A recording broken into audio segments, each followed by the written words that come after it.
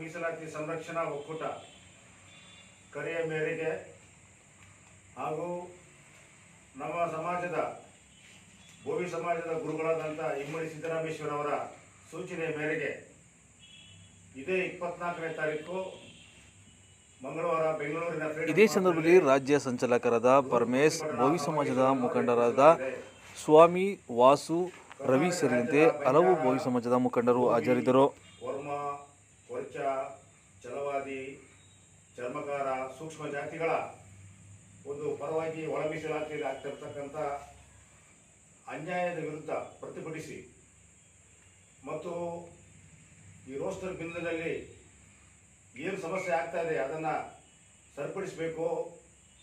ನಮಗೆ ಹಿಂದೆ ಏನಿತ್ತು ಮೀಸಲಾತಿ ಅದರಂತೆಯೇ ನಮಗೆ ಮುಂದುವರಿಸಿ ನಮ್ಮ ಸಮುದಾಯಗಳಿಗೆ ಎಲ್ಲ ರೀತಿಯಲ್ಲೂ ಕೂಡ ಅನುಕೂಲ ಮಾಡಿಕೊಡ್ಬೇಕು ಅಂತೇಳಿ ಕರ್ನಾಟಕ ಸರ್ಕಾರದ ಗಮನವನ್ನು ಸೆಳೆಯಲು ರಾಜ್ಯದ ಮೂಲೆ ಮೂಲೆಗಳಿಂದಲೂ ಕೂಡ ಲಕ್ಷೋಪ ಯಾದಿಯಲ್ಲಿ ಈ ನಮ್ಮ ಸಮುದಾಯಗಳು ಧರ್ಮಗುರುಗಳ ನೇತೃತ್ವದಲ್ಲಿ ಒಂದು ಬೃಹತ್ ಸಮಾವೇಶವನ್ನು ನಡೆಸೋದಕ್ಕೆ ತೀರ್ಮಾನ ಮಾಡಲಾಗಿದೆ.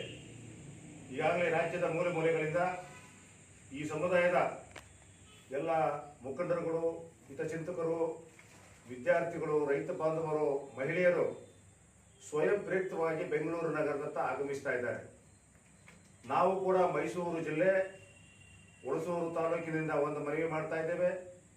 ಶಾಂತ ರೀತಿಯಿಂದ ನಮ್ಮ ಮೆರವಣಿಗೆಯು ಬೆಂಗಳೂರಿನ ರೈಲ್ವೆ ನಿಲ್ದಾಣದಿಂದ ಹಿಡಿದು ಫ್ರೀಡಂ ಪಾರ್ಕ್ವರೆಗೆ ಬಹಳ ಶಾಂತಿ ರೀತಿಯಲ್ಲಿ ನಾವೆಲ್ಲರೂ ಕೂಡ ಆ ಕಾರ್ಯಕ್ರಮದಲ್ಲಿ ಭಾಗವಹಿಸೋಣ. ಸರ್ಕಾರಕ್ಕೆ ಒಂದು ಮನವಿಯನ್ನು ಸಲ್ಲಿಸಿ ಇದೇ ತಿಂಗಳು 27ನೇ ತಾರೀಕು ಕ್ಯಾಬಿನೆಟ್ನಲ್ಲೇ ತೆಗೆದುಕೊಳ್ತಕ್ಕಂಥ ಒಂದು ತೀರ್ಮಾನದಲ್ಲಿ ಈ ಸಮುದಾಯಗಳಿಗೆ ಯಾವುದೇ ರೀತಿಯಲ್ಲೂ ಕೂಡ ಅನ್ಯಾಯ ಆಗಬಾರದು ಅಂತಕ್ಕಂಥ ಒಂದು ಮನವಿಯನ್ನ ಸರ್ಕಾರಕ್ಕೆ ಗಮನ ಸೆಳೆಯುವಂಥ ಪ್ರಯತ್ನ ಆಗ್ತಾ ಇದೆ. ಬೋವಿ ಸಮಾಜ ಇದು ನಾಲ್ವಡಿ ಕೃಷ್ಣರಾಜ ಒಡೆಯರ್ ಅವರಿಂದ ಬಹಳ ವಿಶೇಷವಾಗಿ ನಮ್ಮ ಸಮಸ್ಯೆಗಳನ್ನು ನೋಡಿ ಮಹಾರಾಜರೇ ಅವತ್ತು ನಮಗೆ ಮೀಸಲಾತಿಯನ್ನು ಕೊಟ್ಟಿದ್ದರು, ನಾಲ್ವಡಿ ಕೃಷ್ಣರಾಜ ಒಡೆಯರ್ ಅವರು.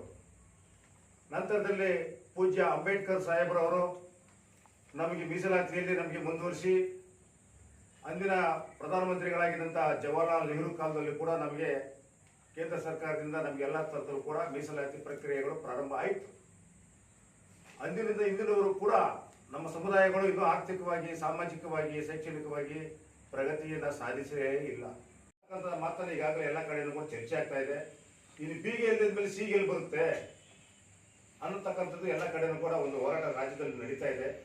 ದಯಮಾಡಿ ನ್ಯಾಯಯುತವಾಗಿ ಈ ಸರ್ಕಾರಗಳು, ಕರ್ನಾಟಕ ಸರ್ಕಾರ ದಯವಿಟ್ಟು ಒಳ ಮೀಸಲಾತಿ ಪದವನ್ನು ಮತ್ತೆ ಅದು ಬೇಡ, ನಮಗೆ ಏನು ಜಸ್ಟಿಸ್ ರಾಮಮೋಹನ್ ದಾಸ್ ಮಾಡಿರ್ತಕ್ಕಂಥ ಒಂದು ವರದಿ ಅದು ಸಂಪೂರ್ಣವಾಗಿ ಅವೈಜ್ಞಾನಿಕವಾದಂಥ ವರದಿಯಾಗಿದೆ. ಇದು ಈ ಸಮುದಾಯಗಳಿಗೆ ಮರಣ ಶಾಸನ ಅಂತಕ್ಕಂಥ ಒಂದು ವರದಿ, ಅದು ಬೇಕಾಗಿಲ್ಲ. ನಾವು ಸೆನ್ಸಸ್ ಮಾಡಕ್ ಬಂದಾಗ ನಮ್ಮ ಜನಗಳು ಹಳ್ಳಿಗಳು ಇಲ್ಲ, ನಮ್ಮ ಜನ ನಮ್ಮ ಕಸುವೆಯನ್ನೇ ಕೂಲಿ ಮಾಡೋರು. ದೂರದ ಊರುಗಳಿಗೆಲ್ಲ ನಾವು ಕೂಲಿ ಮಾಡಕ್ಕೆ ಹೋಗ್ತೀವಿ.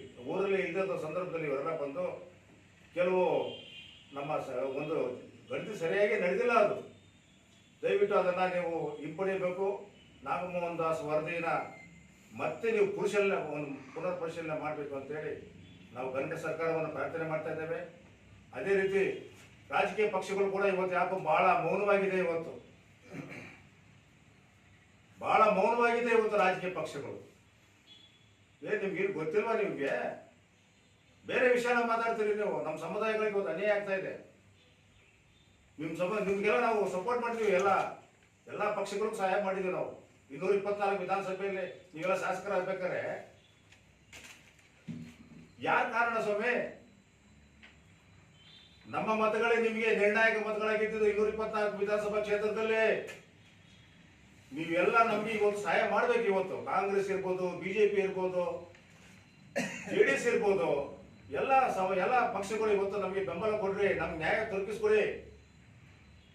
ನಾವು ಬಾಗಿಲ್ದರ ಸಮಾಜಗಳು, ಧ್ವನಿ ಇಲ್ಲದ ಸಮಾಜಗಳು, ನಮ್ಗೆ ನ್ಯಾಯ ದೊರಕಿಸ್ಕೊಡಿ. ಗೋವಿ, ವರ್ಮ, ಕೊಚ್ಚ, ಲಂಬಾಣಿ ಈ ಜನಗಳ ಸ್ಥಿತಿಗತಿ ಏನು ನಿಮ್ಗೆ ಗೊತ್ತು. ಹಳ್ಳಿಗಳಲ್ಲಿ